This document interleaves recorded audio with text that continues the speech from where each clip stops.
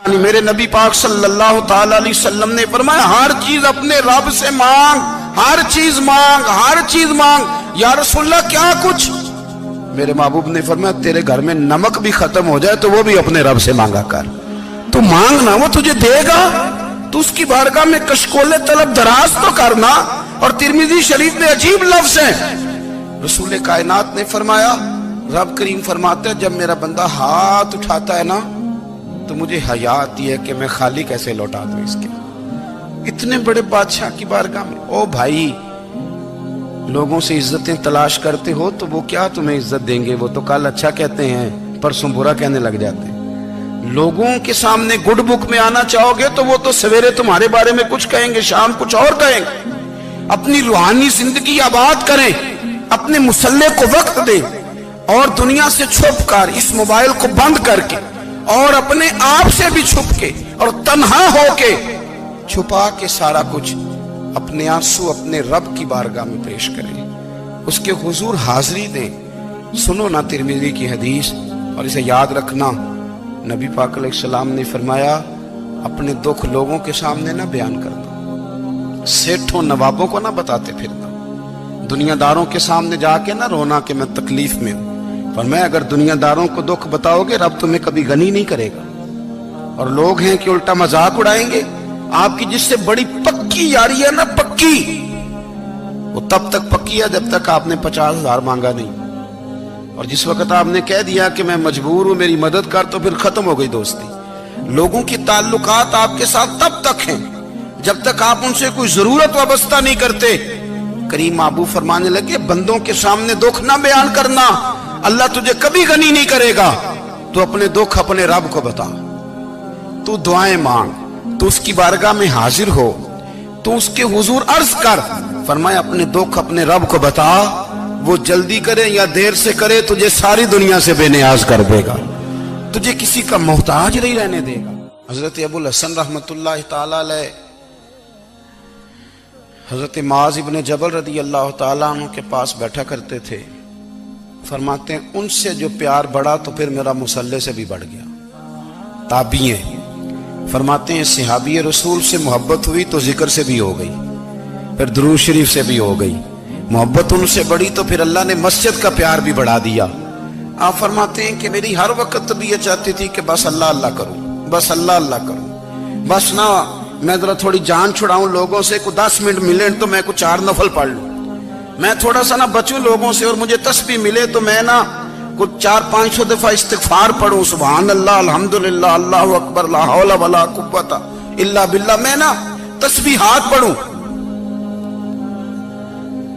فرماتے ہیں کہ بچے تھے گھر میں 6-7، غربت تھی، کام ملتا کوئی نہیں تھا، اور میں کام چور نہیں تھا، کام ڈھونڈتا تھا، پر اللہ کی قدرت کے کام نہیں ملتا تھا۔ فرماتے ہیں کہ میں نے ایک دن اپنی اہلیہ سے کہا کہ آج میں پھر جاتا ہوں کام ڈھونڈنے، تو میری بیوی بڑی فرما بردار تھی، پر اس دن نہ غربت کے ہاتھوں تنگ آ کے کہنے لگی آج نانا کوئی تو چیز لے کے آیا، تو مجھ سے بچوں کی بھوک نہیں دیکھی جاتی، یہ سب روگاں دا روگ محمد جس دا نام غریبی، کنڈ بلا کے لنگ جاندے نہیں دوست یار قریبی، آج نہ کچھ لے کے آیا تو میں بچے لے کے میکے چلی جاؤں گی۔ شیخ فرماتے ہیں کہ میں بڑا پریشان گھر سے نکلا، پر میں نے صبح سے لے کے زور تک کام ڈھونڈا، کام ملا کوئی نہیں، تو میرے دل میں خیال آیا چلو کام نہیں ملتا تو اللہ اللہ تو کرے نا، چلو بندوں کی مزدوری نہیں ملتی تو رب کریم کی عبادت ہی کرتے ہیں۔ فرماتے ہیں کہ میں نے نا فرات کے پانی سے وضو کیا، نہر کے، شدید دھوپ تھی، ساتھ ریت تھی اور ریت تپ رہی تھی، میں نے اپنا رومال وہیں مصلی کے طور پر بچھا لیا، اور فرماتے ہیں کہ زور سے لے کر عصر تک نماز پڑھی، دھوپ بھی پورے زور پہ، پر میرے سجدے کا ذوق بھی پورے زور پہ۔ فرماتے ہیں سورج بھی چمک رہا ہے اور رب کی عبادت کا ذوق بھی پورے زور پہ، میں سجدہ کروں تو پھر میرا اٹھانے کو جی نہ چاہے۔ میرے استاد لکھا کرتے تھے، یہ ان کا شعر ہے، وہ کہا کرتے تھے مجھے سوز دے، مجھے ساز دے، اور مجھے نیم شب کا نیاز دے، دم سجدہ خود کو میں توڑ دوں، مجھے ایسا ذوق نماز دے، اور میں تیری بہار کا پھول ہوں، میں کھلا بھی ہوں تو تیرے لیے، مجھے میری شاخ سے توڑ لے، مجھے اپنی زلف کا ناز دے۔ بھائی فرماتے ہیں کہ عصر تک میں نے نفل پڑھے، دل ڈھلنے لگا، عصر کی نماز پڑھی اور میں وہاں سے چلا۔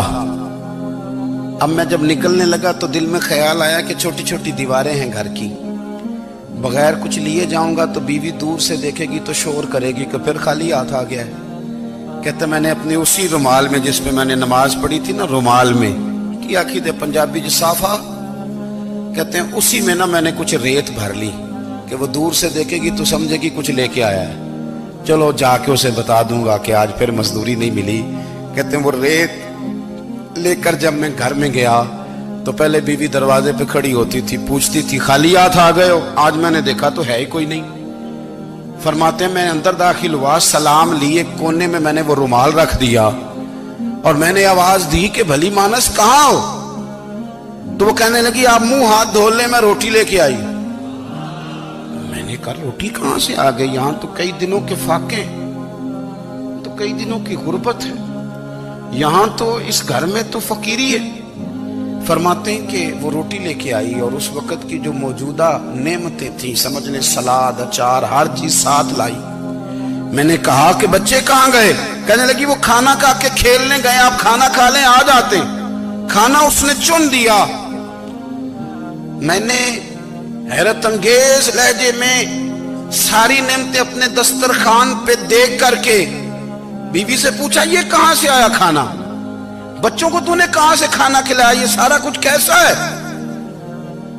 کہنے لگی پتہ نہیں آج آپ کس کریم کی مزدوری کرنے چلے گئے تھے، پتہ نہیں کس کریم کی، میرے گھر میں تو اتنی نعمتیں آئی ہیں کہ مجھ سے سنبھالی نہیں جا رہی، اتنا اناج ہے، اتنا گندم ہے، کس کریم کے دروازے آج چلے گئے تھے؟ یہ کہتے کہتے وہ اٹھی اور اٹھ کر کے کہنے لگی پہلے بڑا کچھ آیا تھا، اب کیا لے آئے ہو؟ اور جا کر کے نا اس نے وہ ریت والا رومال کھولا، کہنے لگے میں تو لے کے آیا تھا ریت، تو میرے رب نے اسے بھی سونے اور ہیرے بنا دیا تھا۔